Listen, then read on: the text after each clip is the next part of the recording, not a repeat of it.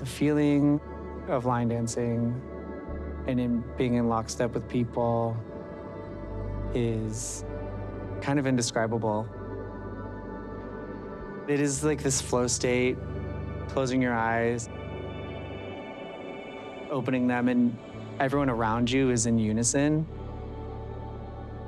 It makes me feel like it's like hitting some deep part of the human brain where like we want to work together as people. And so when we see people moving in unison, it triggers this human response.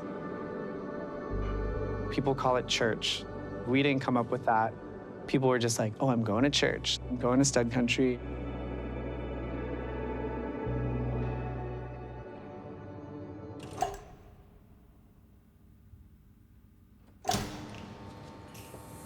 It's important to me that people know that stud country is connected to a broader history of LGBTQ line dancing. Yeah, we go over the dances together. Well, do you think we should do the new... I first went to Oil Can Harry's in 2017, and I brought Bailey as soon as I could. I haven't done that one in a long time. And I think a lot of people trying to overcomplicate line dancing these days, but like, you can take a simple move, like a step and a clap, and like, when there's all these people doing it together, it sounds fucking incredible. People view us from the outside and they say, hey, that's cool, but it's the same kind of novelty, I'm afraid, that a lot of people see. And it's like, no, but this is a whole community. This is a culture. This is like sacred. When Oil Can Harry's closed, we were devastated and we needed somewhere to dance, so we started doing stud country.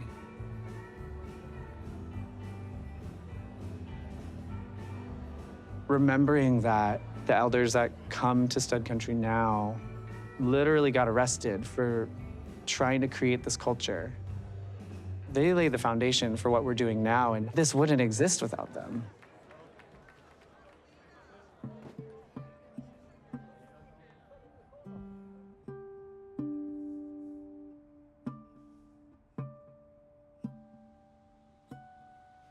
I was looking for that belt buckle the other day, and I couldn't find it, but I think I still have it. I've always been interested in introducing people into the dance. To me, it's still important, even though people are still struggling to simply eat and find a shelter over their head. But they could be dancing in the streets. Let's see, I believe Oil Can Harry's opened up around 1969. And when they first opened up, they couldn't go public because it was illegal, quote, for two men to dance together. And so the only way you could do this was you created a private club. Oil Can Harry's was one of the first dance clubs to go public, where you didn't have to have a membership to dance. That late 70s, the film Urban Cowboy came out, and people were getting burned out on disco. And we had the AIDS epidemic come along about the same time. Not much was known about that at the time, but here was an opportunity. You could actually touch somebody and dance with them. Disco was designed to pull everybody apart. Here we got pulled together in a unity. Plus, the gay community has always been at the forefront of a lot of things, artistically, dance-wise, and creatively. So there we were. Well, this is one of the whole group at that time. I started teaching at Oil Can Harry's a couple years after country dance had taken over. Yeah, I believe Los Angeles was the blueprint for the gay country dance scene in America. When we lost Oil Can Harry's, for me, it'd been home for, 50 years? It was disheartening in some ways, and in some ways, it needed to move on.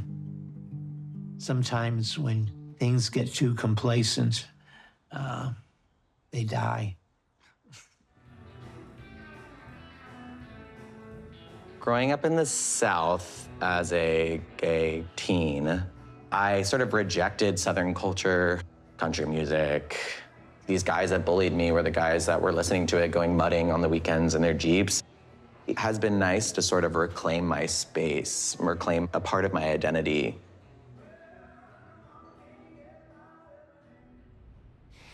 At the risk of alerting my landlord, they're a bit scuffed up from practice in my cowboy boots. So I've got to kind of find a way to fill those before I move out at some point so I don't lose my security deposit.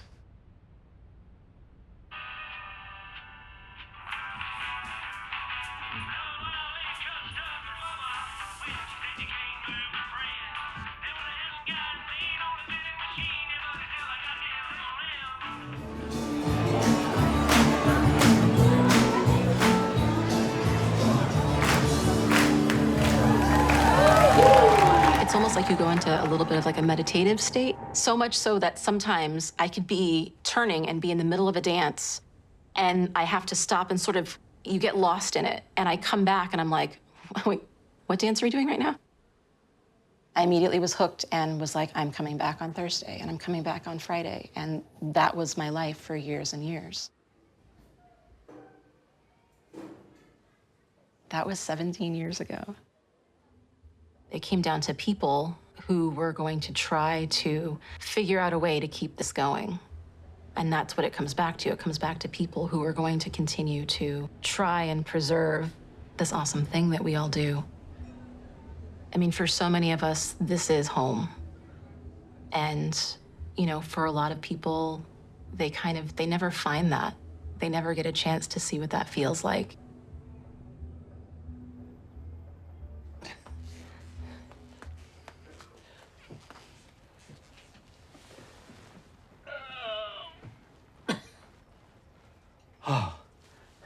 Sometimes I'm afraid I'll wear myself out before I get to the dance floor. I know a lot of the kids are frustrated that the club's going to close soon. But having already been through this, I know it's just probably another stage. We lost Oil Can Harry's. Club Bahia got bought. It's gonna get torn down. In a city where this real estate is so valuable, who wants to have a business where half the room, half the building is just empty space? The public hasn't caught up yet in order to protect these spaces, and they might be gone. And then it's hard to get them back because of the market.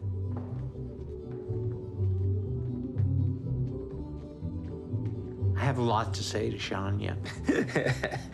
The most potent thing I can give him is progression of some of the dancing. I'm sort of being reborn through it too. Reborn through the dance. I am thankful that I'm still able to do it. Thankful that I'm able to meet new people. And thankful that I can still share what I know.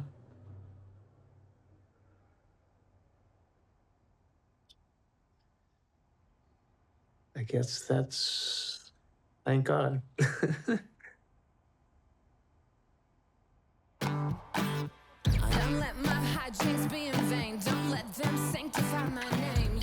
Sharing a dance floor brings people together. I think that it's healing and it reminds people of their humanity. And if we don't agree, we can share a dance, if just that. Just tell him I'm on Dolly's list. Oh, I know I was a crazy ass bitch, but at least the life I lived made for good stories. Call me anything but boring. Messy, yeah, I know. I heard your love so fuck it, here you go. But darling, don't forget that my obituary better say, damn, she left a damn good legacy. You can't blame it all on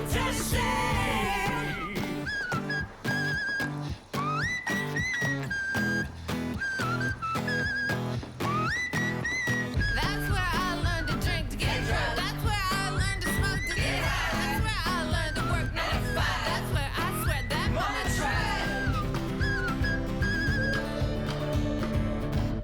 I'm a crazy ass bitch, yeah, but I know how to live, and I got the best stories, but you can never say I'm boring.